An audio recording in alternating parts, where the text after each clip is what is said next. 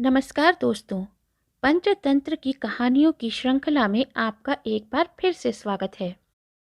आज जो कहानी हम आपको सुनाने जा रहे हैं वह रक्तमुख बंदर करालमुख मगरमच्छ को सुनाता है, जिसका नाम है बेवकूफ़ गधे की कहानी।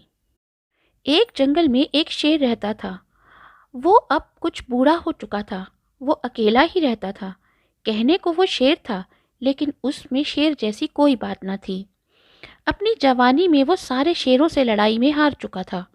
अब उसके जीवन में उसका एक दोस्त, एक गीदड़ ही था। वो गीदड़ अव्वल दर्जे का चापलूस था। एक बार शेर ने एक सांड पर हमला कर दिया। सांड भी गुस्से में आ गया। उसने शेर को उठाकर दूर पटक दिया। इससे शेर को काफ़ी चोटें आईं। किसी तरह शेर अपनी जान बचाकर भागा। जान तो बच गई, लेकिन जख्म दिन ब दिन बढ़ते जा रहे थे।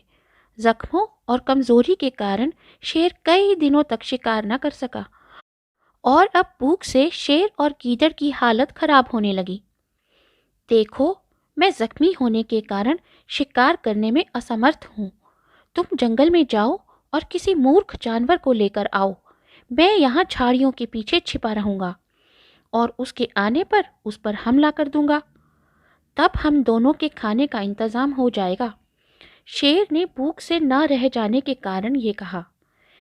गीदड़ उसकी आज्ञा के अनुसार एक मूर्ख जानवर की तलाश करने के लिए निकल पड़ा।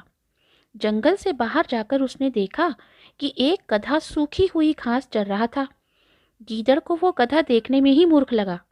गीदड़ उसके पास गया और बोला, नमस्कार चचा, कैसे हो? बहुत कमज़ोर हो रहे हो, क्या हुआ? सहानुभूति पाकर गधा बोला, नमस्कार। क्या बताऊँ, मैं जिस धोबी के पास काम करता हूँ वह दिन भर काम करवाता है, पेट भर चारा भी नहीं देता। तो चचा, तुम मेरे साथ जंगल में चलो। वहाँ बहुत हरी हरी घास है।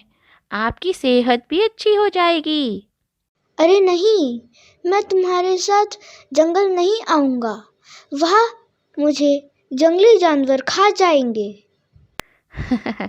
चचा, तुम्हें शायद पता नहीं चला, जंगल में एक बगुले भगत जी का सत्संग हुआ था। तब से जंगल के सारे जानवर शाकाहारी हो गए हैं। गधे को फंसाने के लिए गीदड़ बोला, सुना है पास के गांव से अपने मालिक से तंग होकर एक गधी भी जंगल में रहने आई है। शायद उसके साथ तुम्हारा मिलन हो जाए। इतना सुन गधे के मन में एक खुशी की लहर दौड़ गई। वह गीदड़ के साथ जाने के लिए राजी हो गया। गधा जब गीदड़ के साथ जंगल में पहुंचा तो उसे झाड़ियों के पीछे शेर की चमकती हुई आंखें दिखाई दी। उसने आओ देखा न ताओ ऐसा भागना शुरू किया कि जंगल के बाहर आकर ही रुका। भाग गया। माफ करना दोस्त, इस बार मैं तैयार नहीं था। तुम दोबारा उस बेवकूफ गधे को लेकर आओ। इस बार कोई गलती ना होगी, शेर ने बोला। गीदड़ एक बार फिर से उस गधे के पास गया। उसे मनाने के लिए गीदड़ ने मन में नई योजना बनाई। अरे चचा, तुम वहां से भाग क्यों आए थे? मैं अगर भागता नहीं तो क्या करता? वह झाड़ियों के पीछे शेर बैठा हुआ था। मुझे अपनी जान प्यारी थी तो भाग आया। अरे वो तो कोई शेर नहीं, वो गधी थी जिसके बारे में मैंने आपको बताया था। लेकिन उसकी तो आंखें चमक रही थी। वो तो उसने जब आपको देखा तो खुशी के मारे उसकी आंखों में चमक आ गई। वो तो आपको देखते ही अपना दिल दे बैठी और आप उससे मिले बिना ही वापस दौड़ आए। गधे को अपनी इस हरकत पर बहुत पछतावा हुआ। वह गीदड़ की चालाकी को समझ नहीं पा रहा था। समझता भी कैसे, आखिर था तो गधा ही। वो गीदड़ की बातों में आकर फिर से जंगल में चला गया। जैसे वो झाड़ियों के पास पहुंचा, इस बार शेर ने कोई गलती नहीं की और उसका शिकार कर अपने भोजन का जुगाड़ कर लिया। मित्रों, कहते हैं जब तक इंसान को ठोकर नहीं लगती उसे अकल नहीं आती। इसीलिए ठोकर खाना अच्छी बात है, लेकिन एक ही पत्थर से बार बार ठोकर खाना बेवकूफ़ी की निशानी होती है, जैसे कि गधे ने किया।